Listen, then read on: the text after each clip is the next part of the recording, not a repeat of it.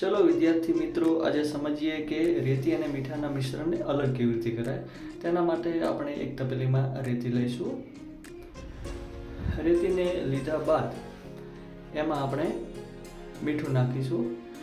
રેતી અને મીઠાને બંનેને આપણે મિશ્રણ કરી દઈશું। મિશ્ર કર્યા બાદ તમે આપણે જોઈ શકો છો કે અહીંયા મિશ્ર થઈ ગયું છે। હવે આ રેતી અને મીઠાના મિશ્રણમાં આપણે પાણી નાખીશું। પાણી નાખીશું એટલે મીઠું હશે એ પાણીમાં ઓગળી જશે। થોડુંક હલાવીશું એટલે મીઠું બરાબર પાણીમાં ઓગળી જાય। હવે મીઠું ઓગળ્યા બાદ પાણીને બીજા એક પાત્રમાં લઈશું,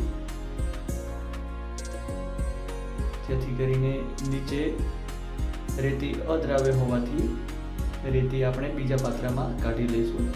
હવે જે પાણી લીધું છે એ પાણીને આપણે